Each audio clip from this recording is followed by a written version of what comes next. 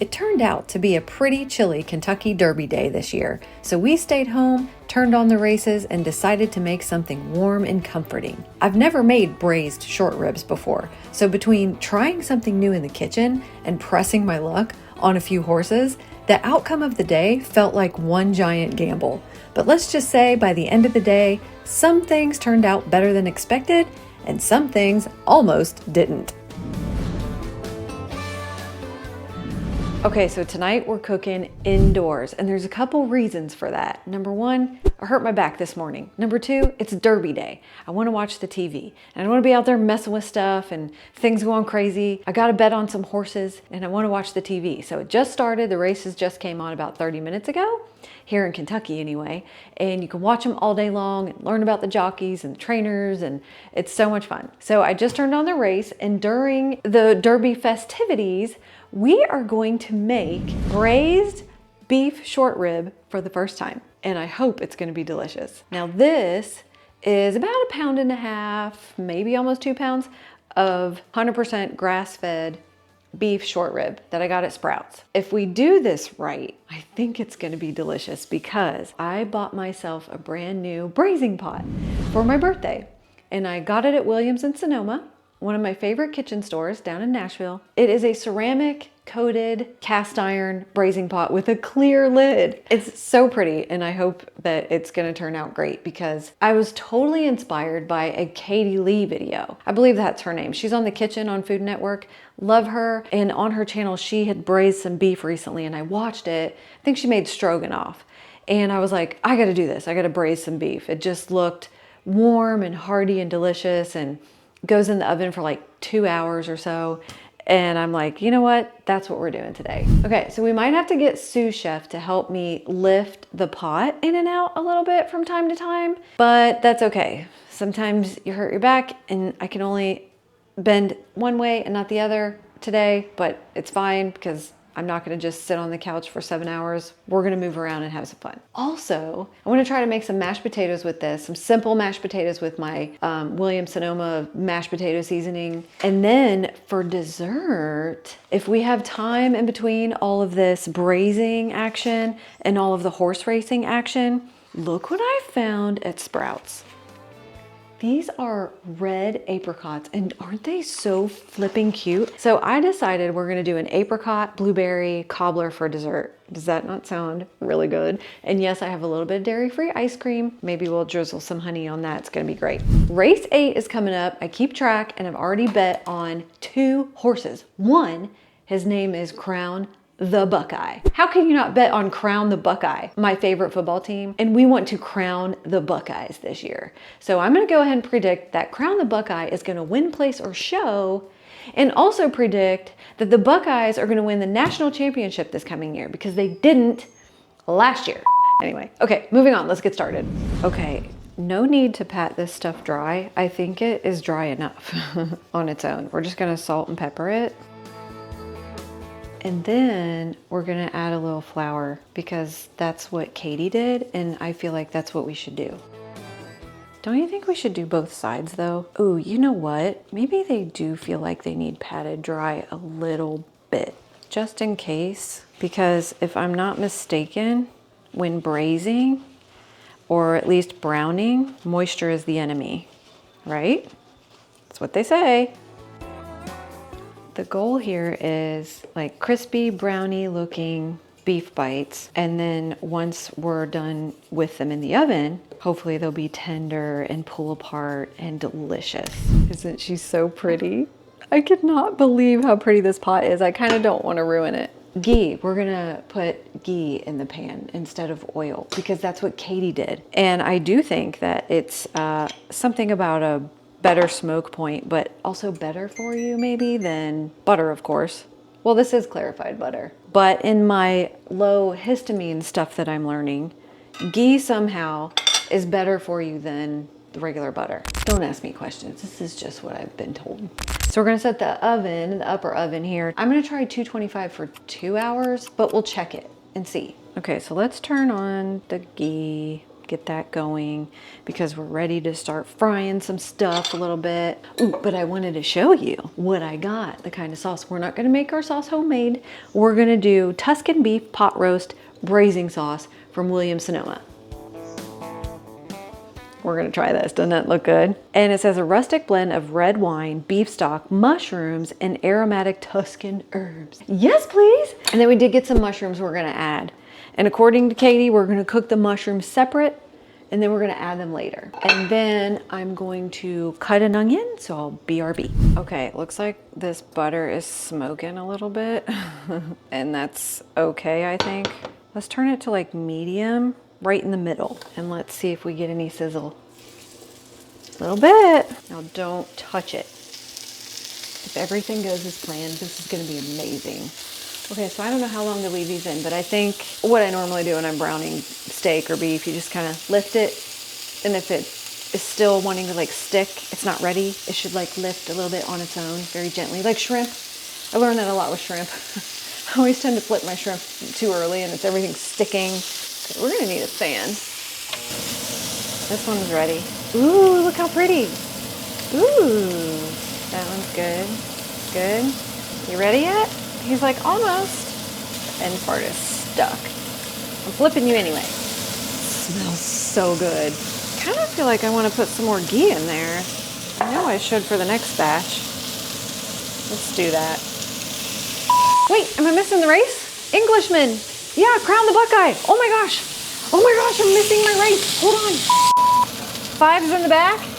I need 5 or 7 to win. Oh my gosh, a crucial moment on a race I bet on. I wanted to watch it. 3, 4, 5, 6. Be right back. I'll tell you if I won. Dang it.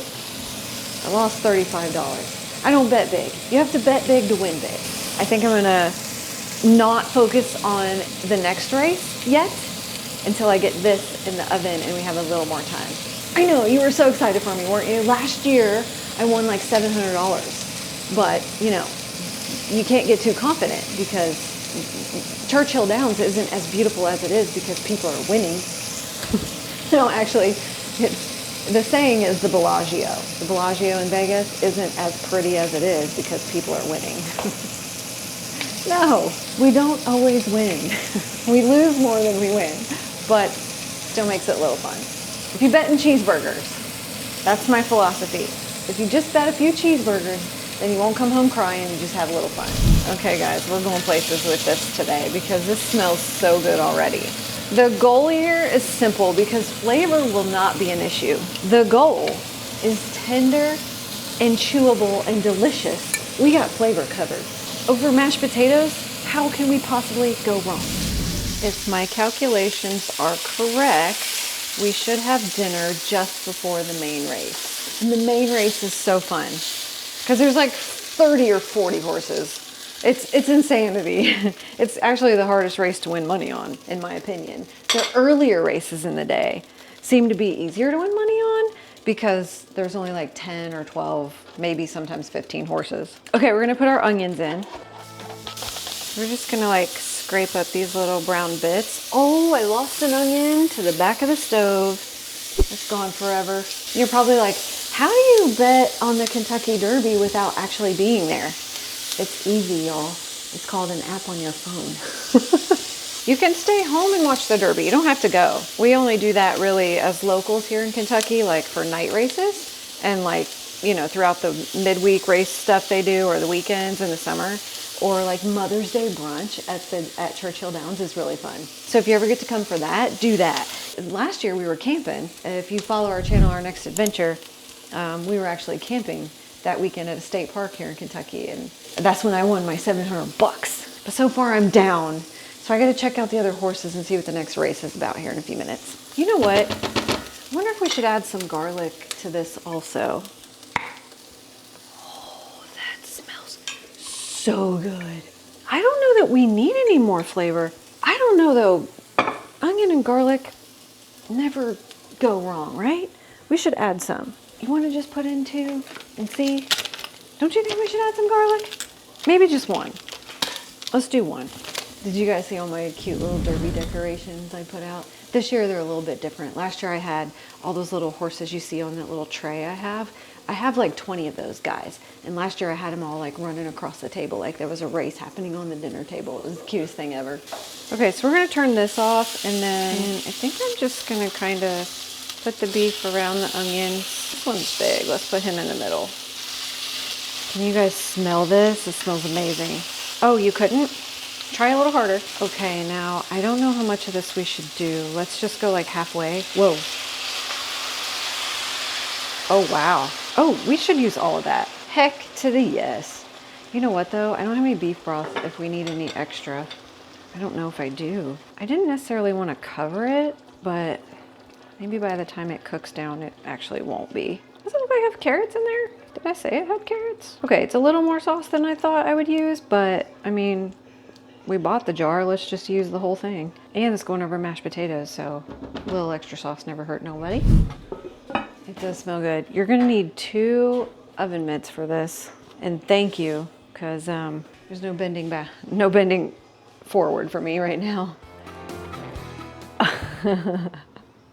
Will it fit? Is my rack too low? No, we're good. Oh, oh no! The lid won't fit? Nope. Oh, okay. I need to go on the bottom. No, I don't want it to touch. Is it touching? It's pretty much touching. You wanna go to the bottom? Yeah. Take 2. Okay. Well, we're not preheated yet, but it's all right. It's like I cook anything in the morning. I just throw it in there and add an extra few minutes. It'll come to temperature here shortly. Okay, so now what we're gonna do is see which horses are gonna race in race 9. And then I think I might sit down for 30 minutes because we don't need to start the potatoes yet, do we? I could at least peel them and put them in the water. We should at least do that. So we're ready.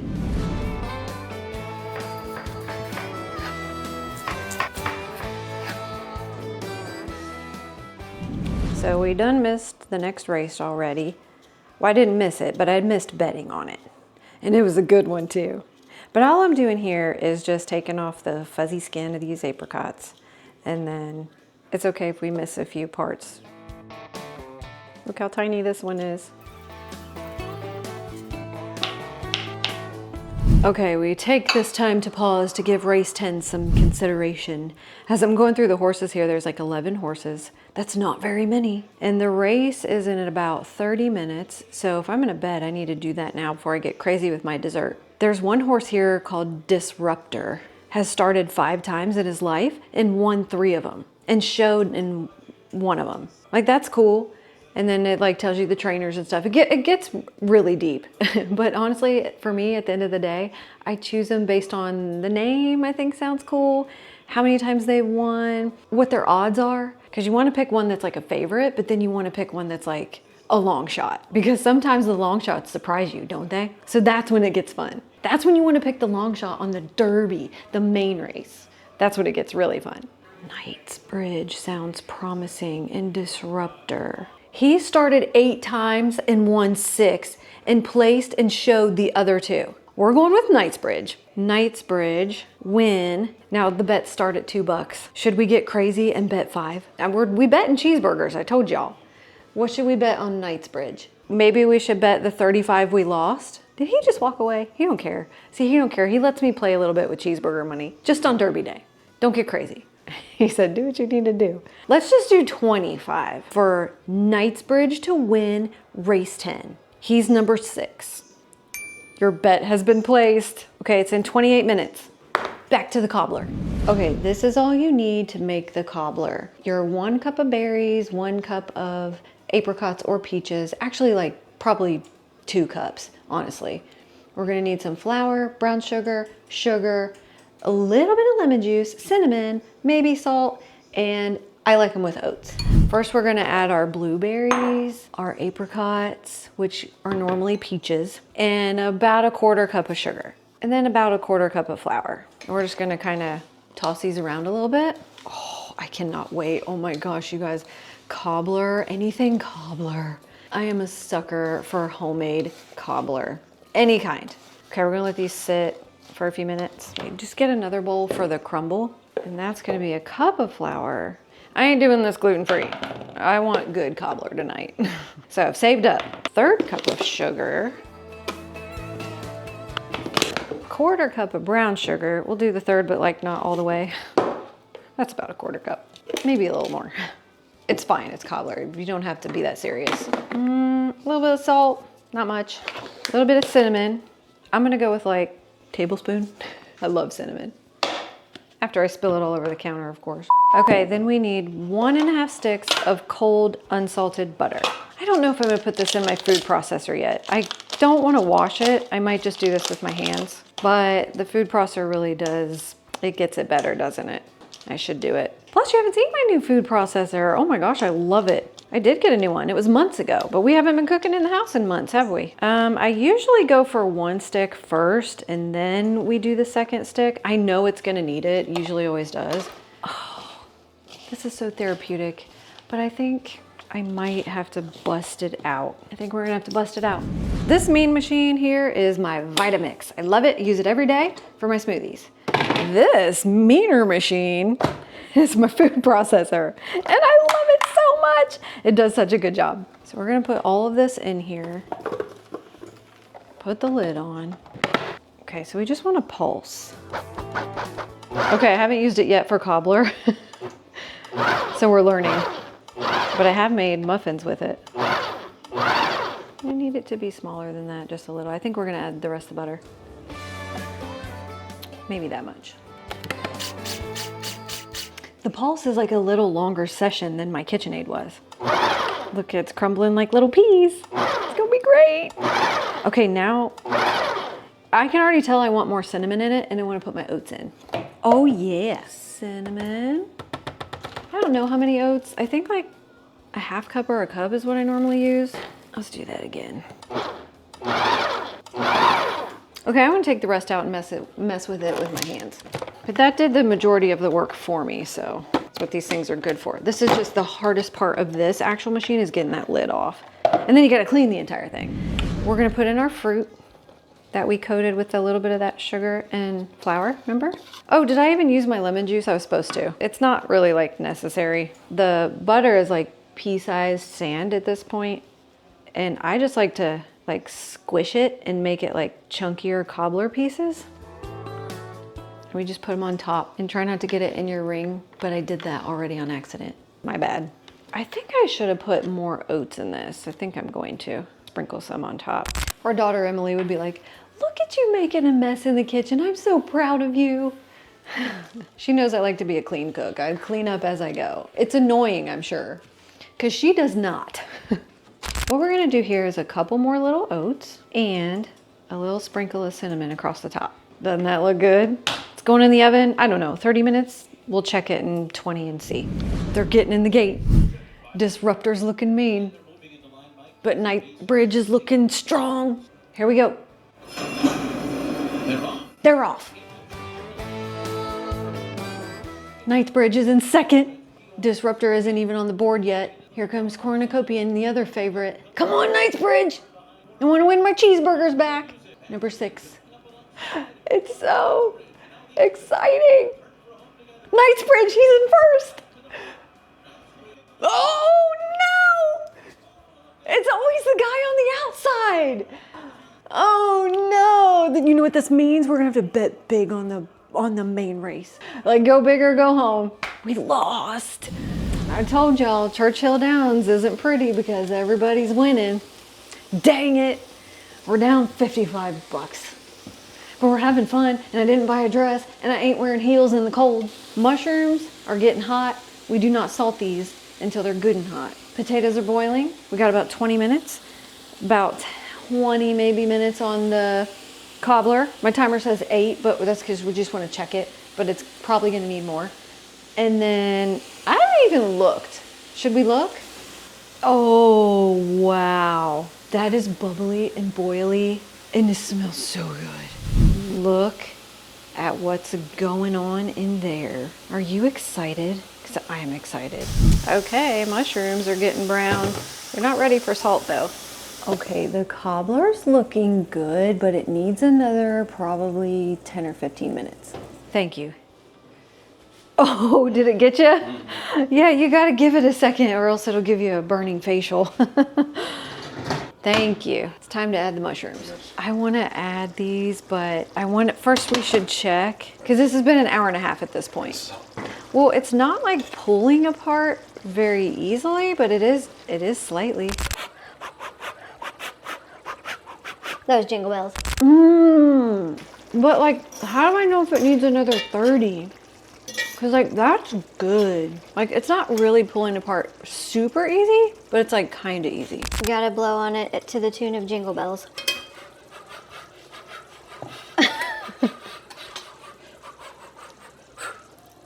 There you go. Well, good.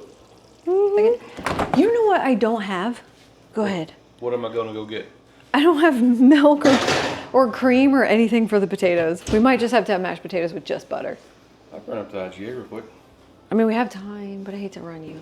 That'd be You said great. something else, cream? That's it. No, just milk. That'd be great. I'm sorry. Wow. Oh my gosh, it looks delish. I think it might need another minute. I mean, the fruit is bubbly, it is brown, but I just want it to be like maybe a little more brown. Look. Can you see that? We're just gonna give it like 3 more minutes. This dinner is a labor of love, but it's been a lot of fun in between, hasn't it? Okay, since I only gave myself $100 to play with on the Derby, which is still cheaper than the dress and shoes and the ticket, keep in mind, I only have $40 more to bet. So I'm gonna wait till the main race. I'm not gonna bet on any more, and I'm gonna pick a favorite and a long shot and bet whatever my 40 will get me, and that'll be my fun Derby day. And let's just hope there's a little bit of luck and I can at least win 2 cheeseburgers back. It looks so good. It's gonna be so good.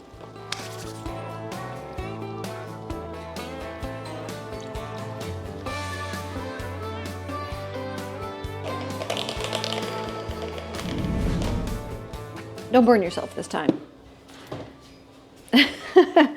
Talk about me being dramatic. Oh, thank you. Wow. That looks incredible. Okay, mushrooms in, finally. Because we didn't want our mushrooms mushy. So let's just sprinkle those around. And then we shall add some greenery. Let's see if I have any. I have chives and cilantro. I don't know that that's gonna go. Wanna do chives? Yes, that looks delicious. This looks really flippin' good. Okay, I wanna see if it's any more tender after 30 more minutes of being in. It smells delicious. Oh, really good. I think it can be more tender, but does it need more time? Like, it's tender, but I was kind of wanting it to like melt in my mouth, you know? But it's good. We need to get lucky on race 12. Just a little bit of Chardonnay goes a long way. Here's to winning something during race 12. Or luck finding a part-time job. To win back my $100. Okay. I'm teasing. It is almost race time, and it is definitely dessert time. Okay, we're gonna go with a small scoop of So Delicious cashew milk ice cream. It's dairy free. And to top it off, we're gonna drizzle it with Lady May's vanilla honey. I got this in Gulfport, Mississippi at Lady May's. If you've never been there, totally gotta try it. But it's infused with vanilla beans. Yes, doesn't that look delicious? Okay, the horses are coming out on the track. I gotta try my dessert first. We are just in time for race 12. We get a little blueberry peach ice cream in, honey.